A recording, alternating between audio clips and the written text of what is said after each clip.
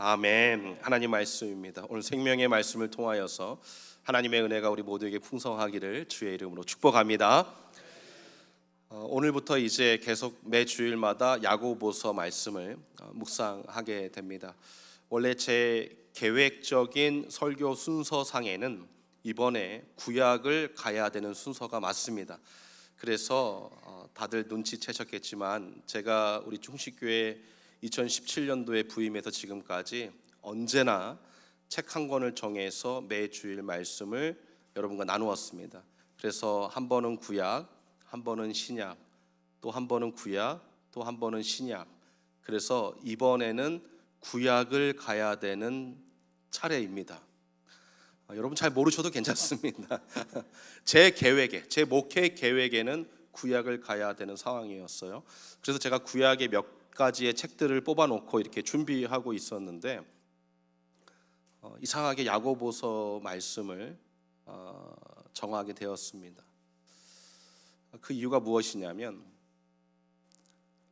우리가 연초를 시작하면서 나는 그리스도인입니다라는 표어를 가지고 말씀을 나누었습니다. 그리스도인은 이런 것입니다. 아주 기초적인 부분이라고 제가 그때 말씀을 드렸어요.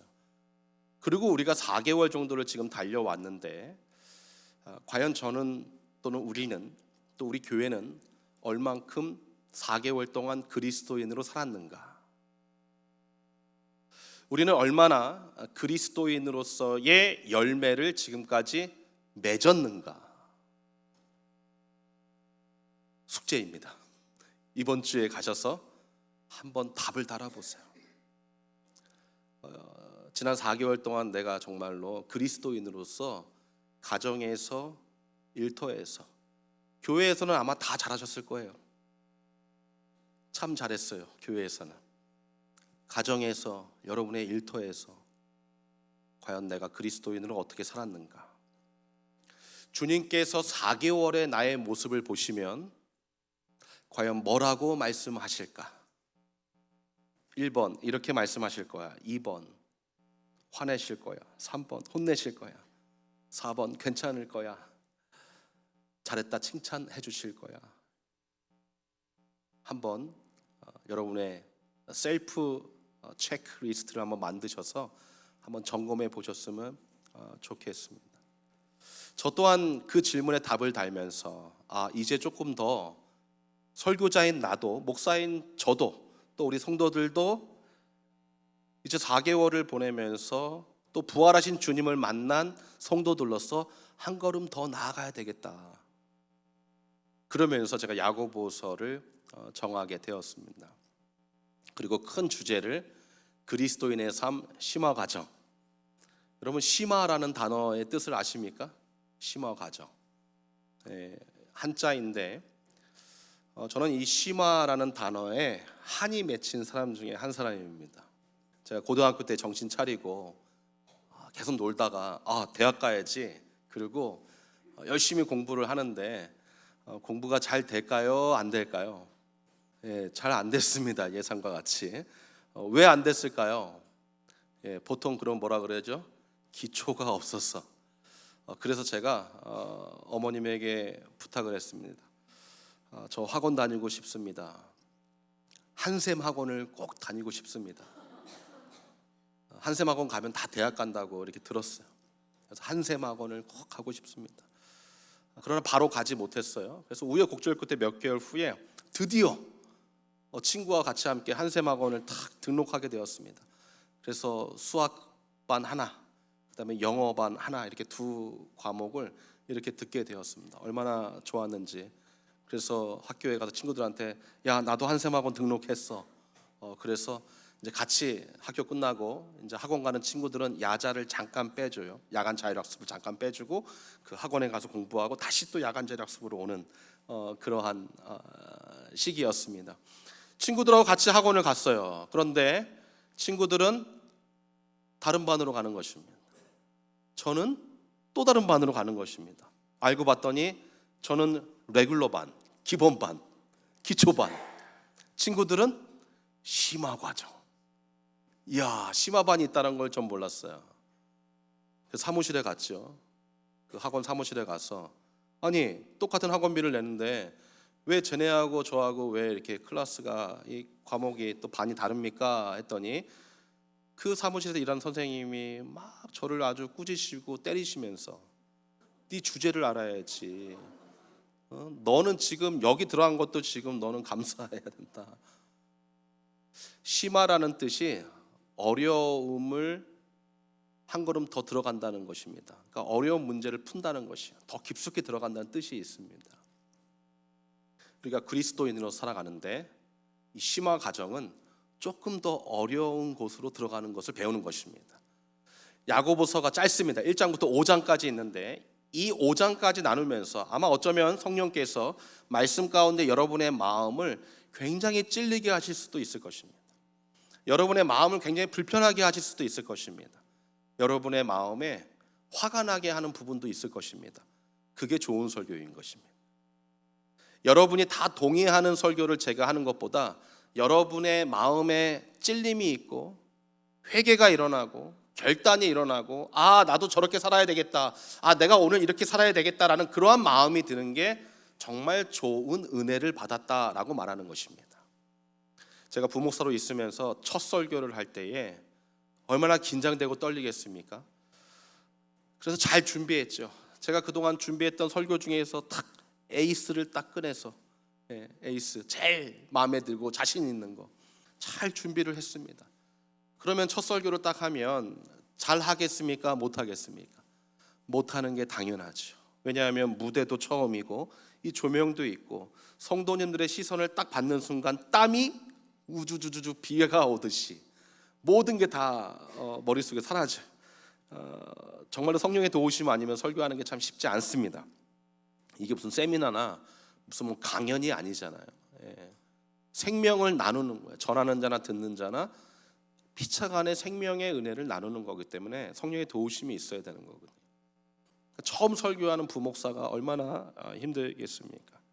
그래서 마무리 기도를 딱 하는데 정말 죄송하다, 성도들한테 더 준비했었어야 됐는데, 더 준비하고 잘했어야 됐는데, 정말 미안한 마음으로, 회개하는 마음으로 설교 마무리 기도를 하고, 그리고 축도하고, 그리고 이제 성도들하고 막 이제 인사를 이제 하는데, 그날 처음 온 새 가족이 있었습니다.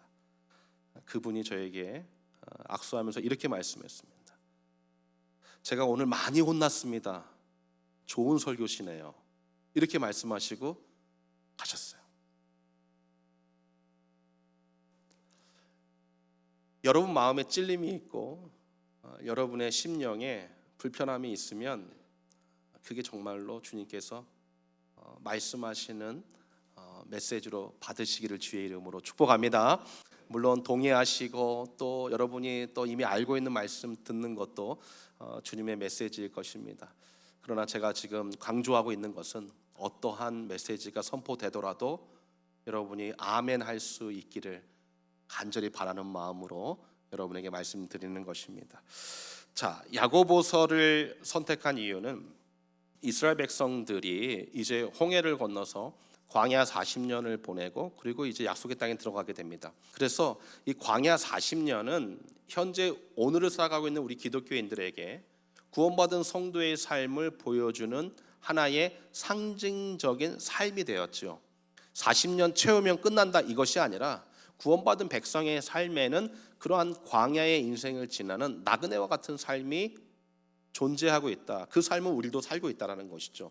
그래서 우리도 한번 사는 인생 여기가 끝이 아니라 우리는 광야와 같이 지나가는 삶이다. 나그네와 같은 삶이다. 그래서 이 나그네의 삶이 다 마치면 진짜 삶, 저 천국에서 영생을 누리게 된다라는 구원의 확신을 가지고 천국의 소망을 가지고 사는 믿음의 사람들인 줄 믿습니다. 그런데 많은 사람들이 이 40년의 광야의 삶을 아직도 통과하지 못하는 사람들이 많이 있습니다. 이거 통과해야지 약속의 땅 들어가는데 아직도 광야 가운데 있습니다. 이 광야에서 가장 중요한 것은 무엇이냐면 하나님의 말씀을 듣느냐 안 듣느냐. 그래서 순종하느냐 불순종하느냐의 문제인 것입니다. 순종할 때에 만나 메추라기를 먹었습니다. 불순종할 때에 쫄쫄 굶으면서 갈 길 몰라 헤매이게 되었습니다. 그러나 순종한 자들만, 주의 말씀에 순종한 자들만 결국 약속의 땅에 들어가게 되더라라는 것이죠. 우리가 이제는 광야의 인생을 좀 접고 약속의 땅에 좀 들어가야 됩니다. 약속의 땅에 들어가면 이제 다 끝나는가? 아니에요. 약속의 땅에 들어가면 이제 뭐가 기다리고 있습니까? 전쟁이 기다리고 있어요. 그 전쟁의 시작이 여호수아 1장부터 나옵니다. 그러니까 광야를 통과를 못하고 있으니 전쟁을 어떻게 치릅니까?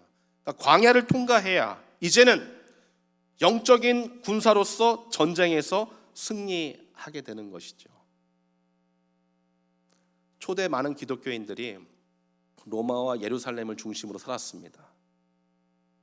근데 많은 어려움들이 있었습니다. 첫 번째 어려움은 로마인들의 식민지였기 때문에 이 정치적으로 너무나도 어려운 삶을 살게 되는 것이죠. 두 번째는 유대인들의 핍박이 있었습니다. 그러니까 제대로 신앙생활하는 것이 어려워요. 로마의 식민지 역할, 신앙을 방해합니다. 유대인들의 핍박, 또 신앙을 방해합니다. 마지막 세 번째는 경제적 어려움입니다. 노예로, 종으로 정말로 왕따를 당하면서 그렇게 어려운 시간들을 로마와 예루살렘에서 보내게 됩니다. 그래서 예루살렘과 유대와 사마리아와 땅끝까지 복음이 전파되어야 되는데 이 세 가지의 어려운 문제로 그리스도인들은 참 어려운 시간들을 보내게 되지요. 그러다가 이제 하나님의 인도하심 가운데 흩어지게 됩니다. 그리스도인들이 로마와 예루살렘에 남아있기도 하고 또 흩어지기도 하는 것이죠.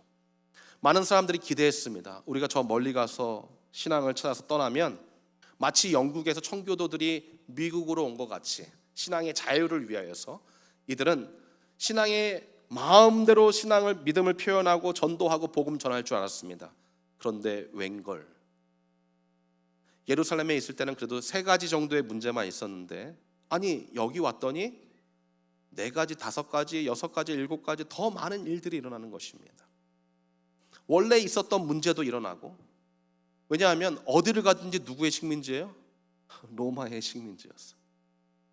어디를 가든지 이미 구약에서 흩어진 디아스포라 유대인들이 다 자리 잡고 살고 있어요. 핍박이 있는 거예요.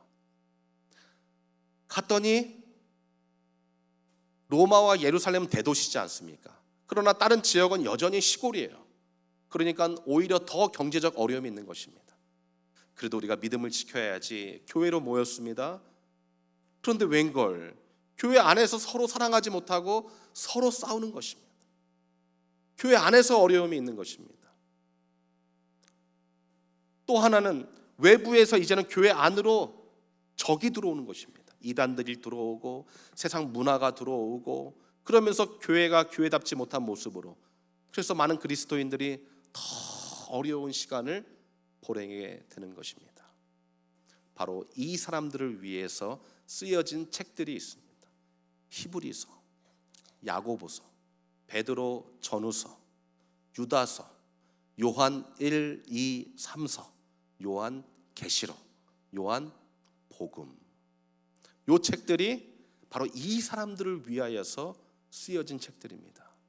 왜냐하면 신앙의 자유를 찾아서 떠난 것입니다. 조금 더 나은 삶을 위하여서 떠난 것입니다. 더 어려운 것입니다. 저는 마치 우리 이민교회가 바로 이 서신서들과 같다, 그런 생각을 합니다. 공부하러 오신 분들, 주재원으로 오신 분들, 이런 분들 말고 대부분의 아메리칸 드림을 조금이라도 꾸고 이 뉴욕 땅의 JFK 공항을 여러분 기대하는 마음으로 내리지 않으셨습니까? 물론 공항에 내리자마자 우리는 다 실망했죠. 이게 미국인가? 저 필리핀에 온 것인가? 대부분 다 더 나은 삶을 위하여서 미국에 와요. 이민 오게 됩니다. 그러나 오니까 어떻습니까? 더 힘들어. 말도 안 통해. 음식도 힘들어. 여러 가지로 어려운 게 더 많아진 것입니다. 그런데 믿음은 지켜야 되는 것입니다. 그때 마치 그 서신서들과 같이 하나님께서 이미 준비된 수많은 이민교회들을 통하여서 여러분들 면허증도 따게 해주시고 여러분들 교제하게 하시고 그 옛날에 정말 한아름 없을 때 김치도 먹게 하고, 다 동의하시죠? 그러므로 그 서신서들이 너무나도 중요했던 것입니다. 근데 그 중에 왜 야고보서인가? 여러분 성경 상식으로 알고 있으십시오. 신약 성경이 27권입니다. 구약은 39개입니다. 그래서 우리가 애울 때에 39, 27. 그래서 신약이 27권인데 27권 중에서 가장 먼저 쓰여진 책이 무슨 책이겠어요? 하나, 둘, 셋, 야고보서입니다. 복음서에서 마태, 마가, 누가, 요한복음서에서 가장 먼저 쓰여진 책이 마가복음입니다. 그래서 복음서를 강의할 때는 항상 마가복음을 제일 먼저 설교하는 것이 맞고, 그 다음에 이 서신서들, 지금 흩어진 나그네들을 위한 서신서들 중에서는 바로 야고보서를 가장 먼저 설교하는 것이 이 순서상 바른 설교자의 모습이다, 이렇게 생각합니다.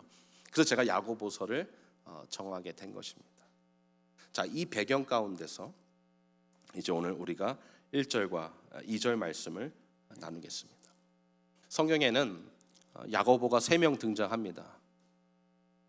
예수님의 제자들 중에서 2명이 동일한 야고보의 이름을 갖고 있었죠. 그래서 세베대의 아들 야고보, 알페오의 아들 야고보라는 2명의 야고보가 있습니다. 예수님의 12제자 중에 제자죠. 그리고 오늘 본문에 나오는 야고보는 예수님의 혈육 동생 야고보입니다. 예수님의 혈육 동생 야고보. 12제자에 포함되어 있지는 않았지만 고린도전서 15장 7절을 통하여서 이 야고보는 예수님을 부활하신 주님으로 만나게 됩니다. 그리고 나서 그의 인생이 바뀌게 되고, 그리고 나서 이 야고보는 그 유명한 예루살렘 교회의 초기 감독이 됩니다. 그러니까 최고 수장이 되는 것입니다. 근데 놀라운 것은 이 야고보가 예수님의 동생이면서도 불구하고 예수님을 주님으로 믿지 못했어요.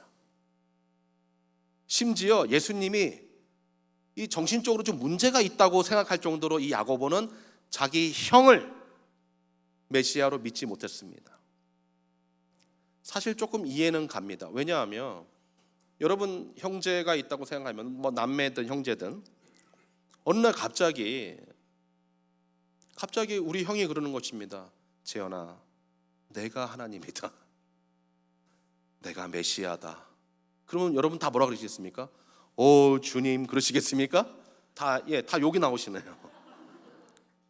야고보도 그러한 상황이었습니다. 같이 어렸을 때부터 장난감 만들고 놀고 부모님의 목수하는 일을 배우고 쳐다보고 이러면서 이제 유대 땅에서 자랐는데 어느 날 갑자기 형이 내가 메시아다, 구약에서 말한 메시아다 이렇게 얘기했을 때에 얼마나 황당하고 기가 막혔겠습니까?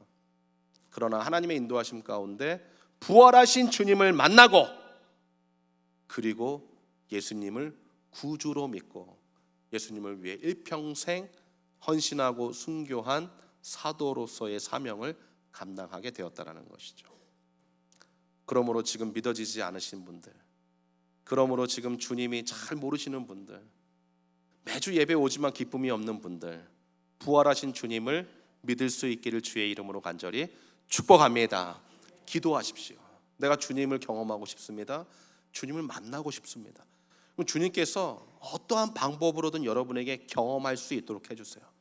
신앙생활은 1+1은 2다. 이건 수학적인 공식의 종교가 아닙니다. 기독교는 정말로 신비한 믿음의 종교예요.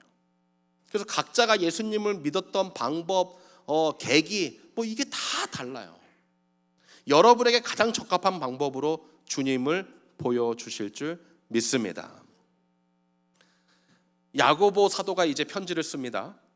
흩어진 사람들, 저 옆에 동네에 보내는 게 아니라 당시에는 몇 달 또 몇 개월을 거쳐야만 가는 아주 먼 거리에 있는 소아시아에 있는 사람들에게 이 서신서를 보내는 것입니다. 근데 문제가 발생합니다. 그것은 바울이 로마에 있는 교회 성도들에게 편지를 쓴 것이 로마서인데 바울이 편지를 쓸 때의 문제점이 무엇이냐면 로마에 있는 교회 성도들을 바울은 한 번도 본 적이 없었습니다. 그러니까 내가 편지를 써봤자 로마 교회에 있는 성도들이 뭐라고 생각하겠어요? 야, 얜 뭐야? 이 바울은 예전에 스데반 집사를 돌로 쳐 죽인 그 놈 아닌가? 이 사람은 뭐야? 기독교인들 잡으러 갔던, 죽이려 했던 그 사람 아닌가? 그리고 그 서신서를 어떻게 하겠습니까? 여러분 같으면 쫙쫙 찢어버리겠지. 이 원수 같은 놈, 너가 왜 나한테 편지를 보내? 그러면서, 그래서 바울의 서신서들을 보면 자기의 사도성을 계속 강조하죠. 주 예수께 받은 사명, 주 예수님이 나에게 사도된, 이런 표현을 쓴 이유가 자기의 사도성을 계속, 자기의 권위를 얘기해서 성도들로 하여금 그 말씀을 하나님의 말씀으로 받도록 하기 위한 전략이었던 것이죠. 야고보 사도에도 마찬가지입니다. 흩어진 사람들을 99.9% 다 만난 적이 없는 사람들이에요. 근데 지금 이 사람들이 더 나은 신앙을 위하여서 나아갔지만 더 어려움을 당하자 야고보 사도 입장에서는 너무 급한 것입니다. 모든 서신서들이 다 급해요 지금. 그래서 보통은 급해도 문안 인사를 하고 하나님께 영광을 올려드리고, 그리고 이제 본론적인 이야기를 쓰게 되는데요, 오늘 1절 딱 한 절 인사하고 2절에 너희가 여러 가지 시험을 만나거든 당하거든 온전히 기쁘게 여기라. 지금 이 성도들이 받은 시험이 너무 급박한 것입니다. 그래서 지금 인사도 뛰어넘고 바로 이야기를 하는데, 문제는 무엇이냐면 야고보 사도가 자기를 어떻게 표현하고 있는가, 자기의 사도성을 어떻게 증명하고 있는가. 1절을 눈 크게 뜨시고 한번 읽겠습니다. 시작. 하나님과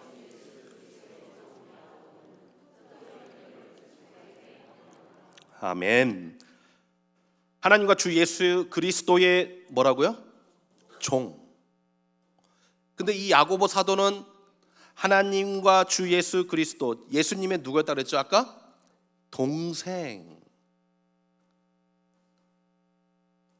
얼마 전에 우리 은행에서 일하는 어떤 성도님이 저에게 전화가 오셨어요. 어떤 분이 은행에 가서 일 처리를 막 하는데 그 일 처리가 안 됐나 봐요. 그러니까 그분이, 그 은행에서 일하시는 분이 우리 교회 성도인 줄 어떻게 알았는지 이렇게 말씀하셨대요. 내가 안재현 목사님하고 굉장히 가까운 분인데 좀 도와달라고. 그래서 그 은행에서 일하시는 우리 교인이 전화가 온 거예요. 아무개를 아시냐고.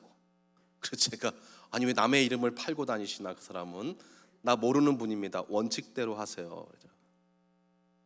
기분은 조금 좋았습니다. 제가 만약에 야고보 사도였다면 이렇게 했을 것 같아요. 너희들 내가 누군지 알지? 너희들 내가 누군지 알지? 내가 누구야? 너희들이 믿고 기다리고 있는 메시아 예수 그리스도의 동생이야. 그것도 혈육 동생이야. 입양된 것도 아니고 내가 혈육 동생이다 라고 해야 되지 않겠습니까? 그렇지 않은 것입니다.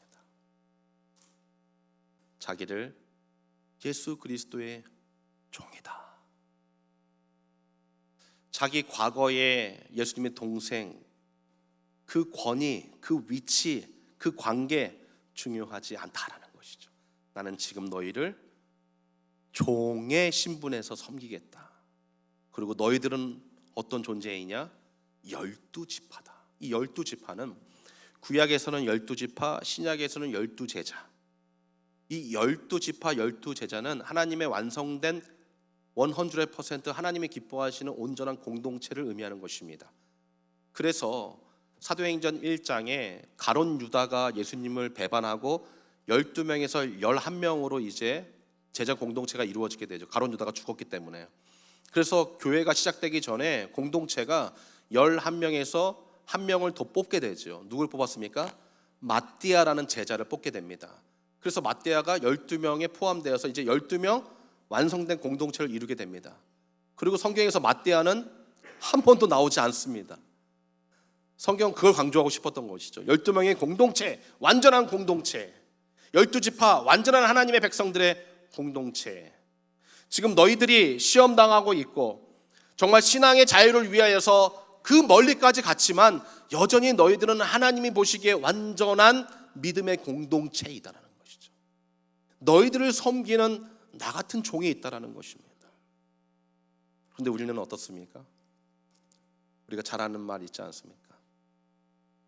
라떼는 왕년의 내가 왕년에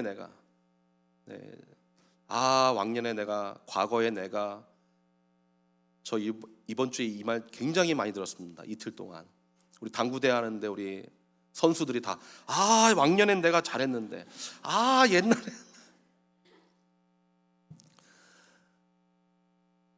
우린 그걸 좀 버려야 되는 것입니다. 우리의 자존심, 우리의 위치, 우리는 종으로 다른 사람에게 다가가야 될 줄 믿습니다. 이게 지금 심화 과정에서 첫 번째 과제인 것입니다. 내가 정말 종으로 다른 사람을 섬길 수 있는가?